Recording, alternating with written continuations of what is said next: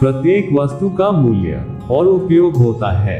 स्वागत है आपका ऑफिशियल एनएस विचार में। गौतम बुद्ध रोज की भांति अपने आश्रम में भक्तों को प्रवचन दे रहे थे। प्रवचन समाप्त होने के पश्चात एक भक्त उनके पास आया और कहा, प्रभु, मुझे आपसे कुछ निवेदन करना है। बुद्ध ने उसकी बात सुनकर कहा, कहो तुम्हें क्या कहना है। भक्त ने विनम्रता से हाथ जोड़कर कहा, प्रभु, मेरे वस्त्र बहुत पुराने हो चुके हैं, ये जगह जगह से घिस चुके हैं, यह अब पहनने योग्य नहीं रहे हैं, आप मुझे नए वस्त्र दिलवाने की कृपा करें। बुद्ध ने देखा कि उस भक्त के वस्त्र वाकई बहुत पुराने और जीर्ण शीर्ण हो चुके थे और वह सचमुच पहनने योग्य नहीं थे।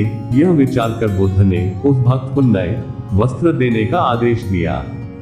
भक्त नए वस्त्र लेकर आश्रम से चला गया। कुछ दिन बीतने के पश्चात बुद्ध ने एक दिन उस भक्त से पूछा कि इन नए वस्त्रों में वह आरामदायक तो महसूस कर रहा है, क्या इसके अलावा उसे किसी अन्य वस्तु की आवश्यकता है? अगर है तो वह उनसे कहे। भक्त ने उन्हें धन्यवाद देते हुए कहा, प्रभु, मैं इन नए वस्त्रों में बहुत आराम महसूस कर रहा हूँ, इसके अलावा अभी उसे किसी और वस्तु की आवश्यकता नहीं है।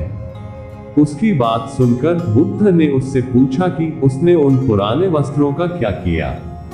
भक्त ने कहा कि वो उस पुराने वस्त्र को ओढ़नी की तरह इस्तेमाल कर रहा है। बुद्ध ने कहा कि फिर तुमने अपनी पुरानी ओढ़नी का क्या किया?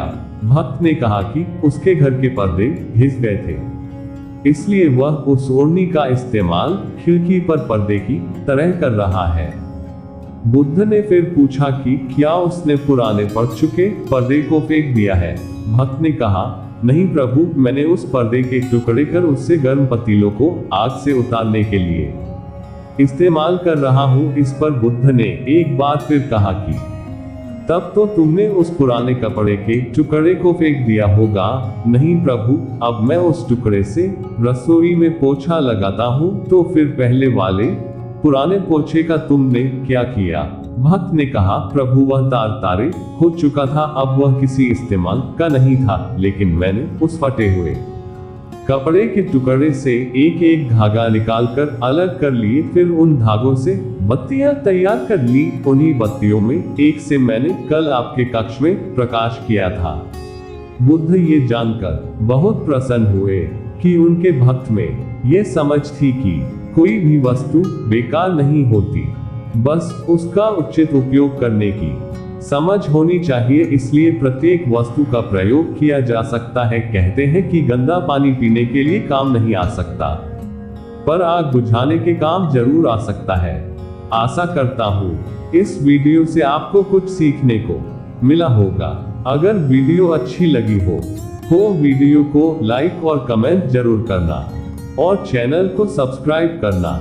मिलते हैं एक न्यू वीडियो के साथ। धन्यवाद।